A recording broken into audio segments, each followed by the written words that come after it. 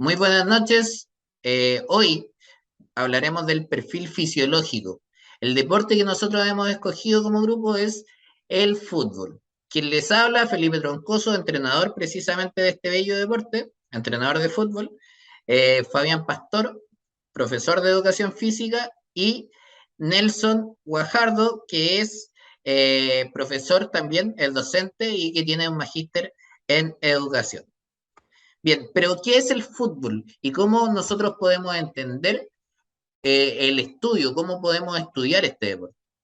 Debemos entender primeramente que es un deporte colectivo. Esto entrega una dificultad debido a que yo tengo que estar atento, dónde está mi compañero, dónde está el rival, en qué zona del campo estoy, y también debo estar atento a que al momento de recibir este balón puedo tener una oposición muy cercana y esto le va a entregar cierta incertidumbre que puede generar nerviosismo, puede generar un montón de variables psicológicas. Por eso se entiende que el deporte del fútbol es un deporte que no solamente se puede estudiar de forma aislada, sino también de una forma ya más globalizada, en donde se pueden mencionar los aspectos técnico, táctico, físico, psicológico y deportivo. También debemos entender que está el modelo de juego y dentro de este modelo de juego, acá lo mencionamos como un bucle en constante modificación, debido a que el modelo de juego es una idea que ha sido materializada y que va a ir perfeccionándose con el paso del tiempo. Porque el entrenador llega con una idea en su cabeza, que es una idea de juego pretendida y la lleva, tal como mencionamos acá, a la práctica y está en constante modificación.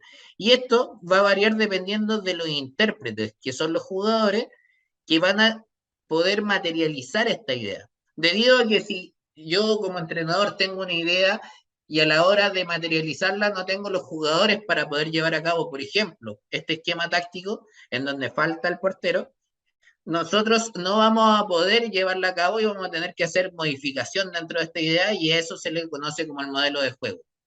Este modelo de juego debe adaptarse no solamente al jugador, sino también a la idiosincrasia, ya sea al contexto cultural. No es lo mismo entrenar a Argentina que entrenar a Bolivia, no es lo mismo entrenar a Colo Colo que entrenar a Universidad de Chile, no es lo mismo entrenar a Barcelona que entrenar a Real Madrid, debido a que tienen estilos de juego diferentes, tienen una hinchada diferente, tienen una historia diferente y han llegado al éxito de forma muy diferente, diametralmente opuesta en algunos casos. Entonces, también debemos entender este deporte debido a el tiempo de juego. Es un deporte que tiene 90 minutos más adición, en donde podemos irnos a un tiempo extra, podemos llegar a la tanda de penales, y también tenemos unas dimensiones que son muy grandes. Hay muchos también jugadores que están dentro del campo y esto hace tan entretenido este lindo deporte.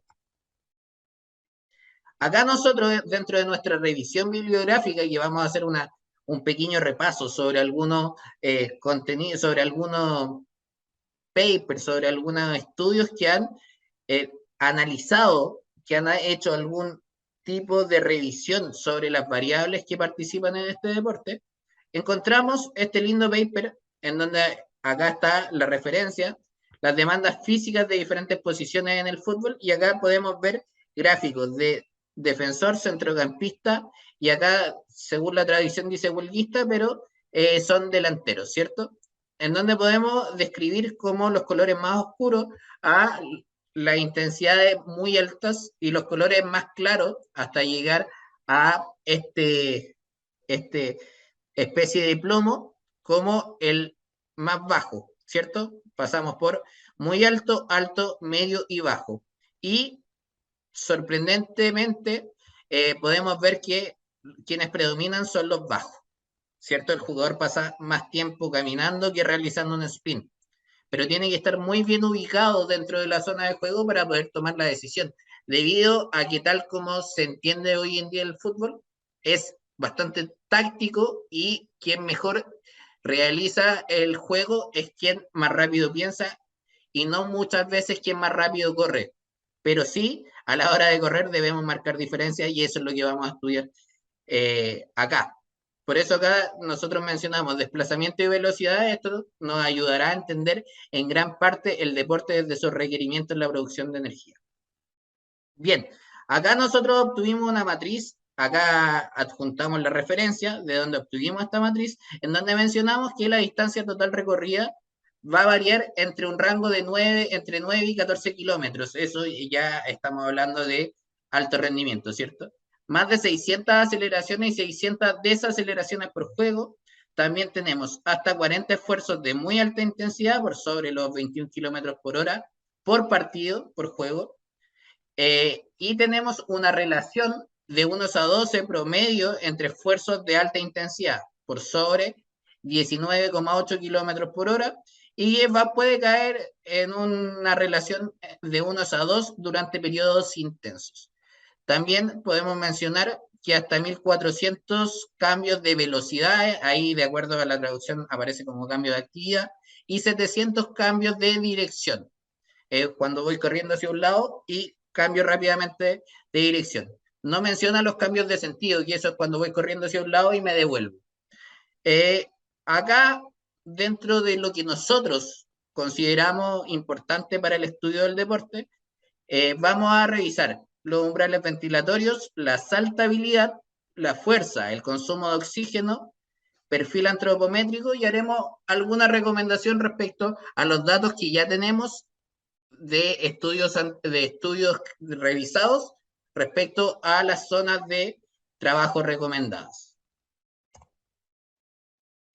Las evaluaciones para el consumo de oxígeno, podemos decir que la determinación de tanto del VO2 como de los umbrales ventilatorios los podemos determinar mediante las pruebas de campo como el yo-yo test, pero las medidas más viables son con test de laboratorio midiendo el intercambio de gases.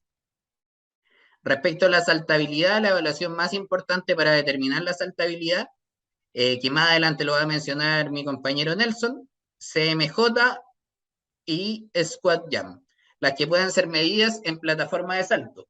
Respecto a la fuerza, para la medición de la fuerza podemos utilizar encoder y el cálculo del RM. Y acá cabe destacar que anteriormente solamente se utilizaba el RM y el RM mide la masa, la carga levantada, pero la fuerza nosotros debemos entenderla como la carga levantada por la aceleración y eso nos va a entregar fuerza. Si nosotros solamente medimos una de las dos, nos estamos saltando una de las partes importantes dentro de la manifestación de fuerza. Y si nosotros incorporamos al encoder, incorporamos esta tecnología, nos vamos a acercar mucho más a la mejor performance deportiva, debido a que vamos a tener todas las variables de esta manifestación, que es una manifestación base, y así como también podemos utilizar la galga extensiométrica. Buenas noches, mi nombre es Fabián Pastor y vamos a hablar respecto de un paper en el cual se hace referencia a futbolistas de élite croata, ¿ya? Que es donde deberíamos aspirar con nuestros deportistas chilenos, debido a sus distintos eh, valores que nos dieron según el paper en el cual estudiamos. Este paper habla de los indicadores de actitud aeróbica, los cuales voy a definir más adelante, y del rendimiento de juego de los futbolistas profesionales. Esto hace referencia a los deberes de los jugadores, es decir, los pases, los tiros, las intercepciones y las tacleadas que estos pueden tener, ¿ya? Y esto se conoce como indicadores de rendimiento de juego, o GPI, que así lo habla el mismo paper, ¿ya? Cuando hablamos de eh, actitudes aeróbicas, hablamos de FA. Comúnmente se utilizan las medidas de consumo máximo de oxígeno, es decir, el VO2 max, y el umbral anaeróbico, que en este paper se traduce como AT. En general, el VO2 max corresponde a la tasa de trabajo más alta a la que el cuerpo puede captar y utilizar el oxígeno durante el ejercicio máximo. Y los jugadores de fútbol profesional pueden variar entre 55 a 65 milimol de kilogramo por minuto. En este paper se habla de AT y se define como una intensidad de ejercicio más alta en la producción y eliminación de lactato, que es próxima a la misma.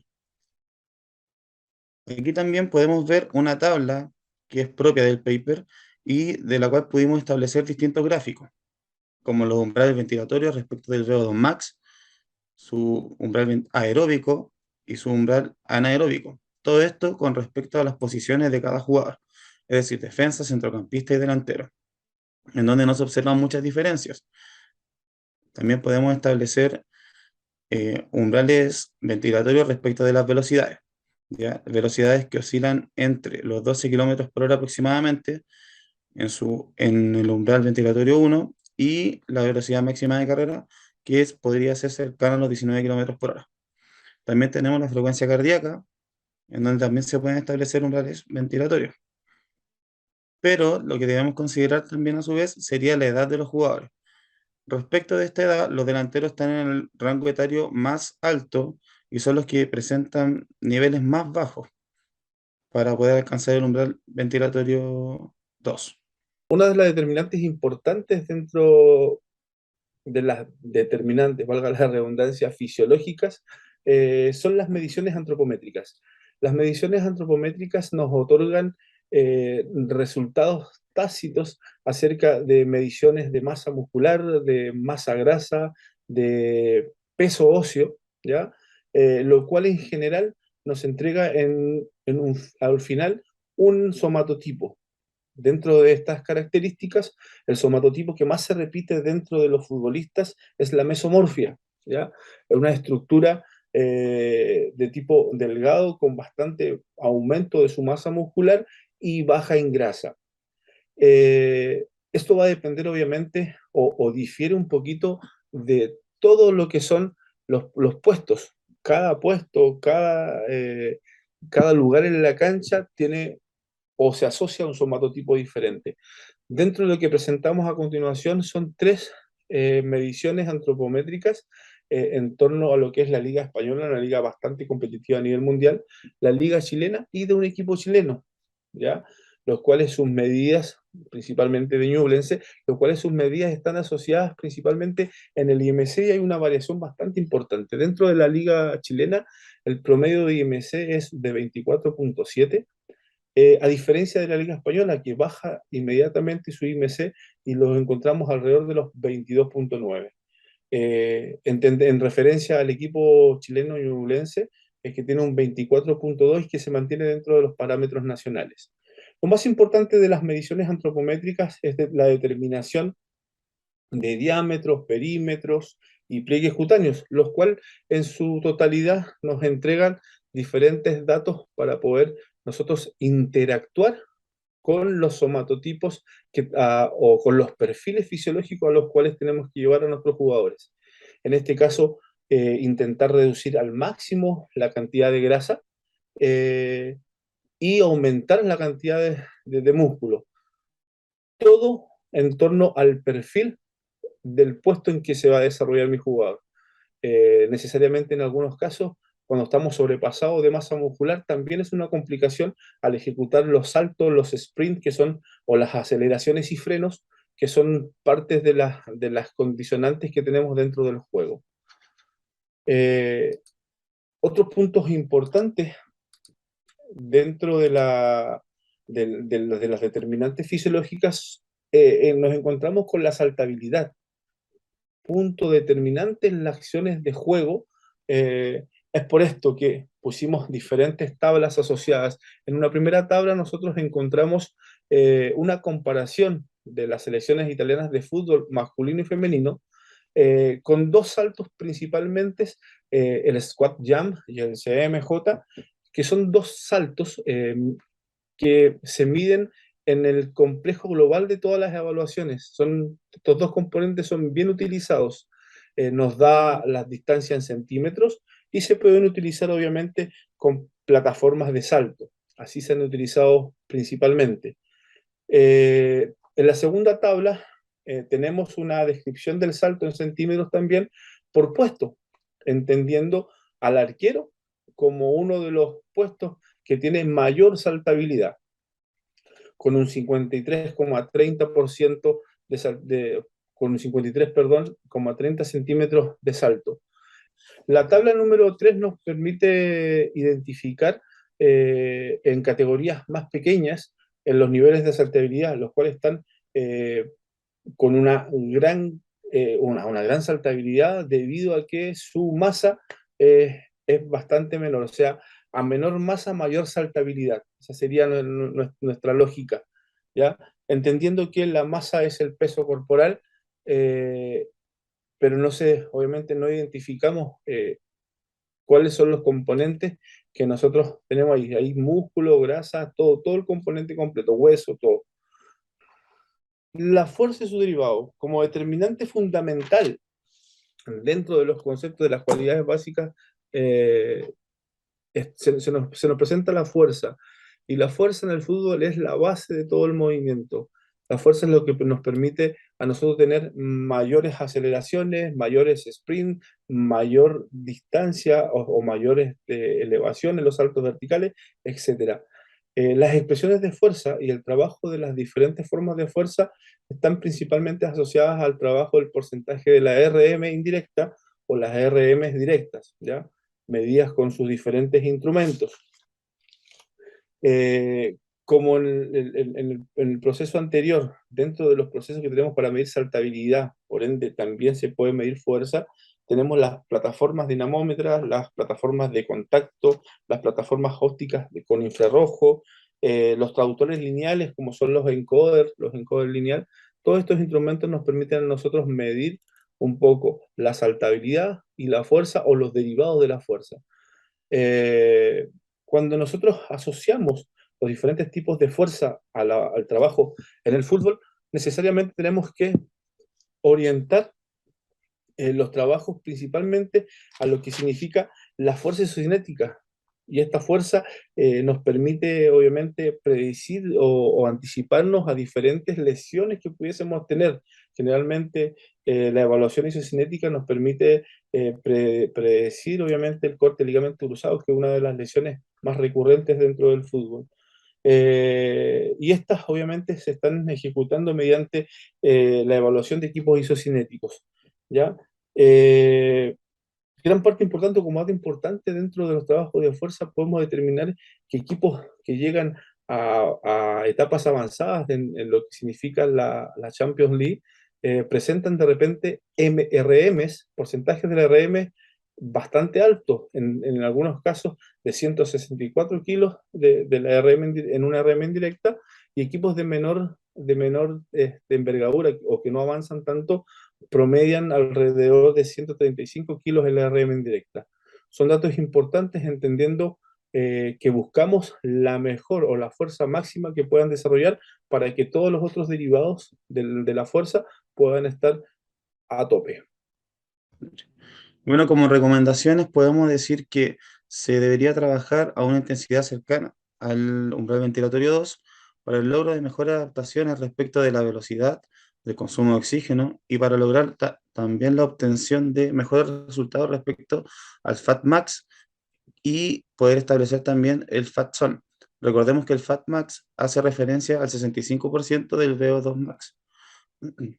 Respecto de la saltabilidad, de acuerdo a los valores vistos en la tabla número 2 de salto vertical, podemos determinar que un futbolista debería estar entre los 50 centímetros para poder decirse que está a un nivel competitivo.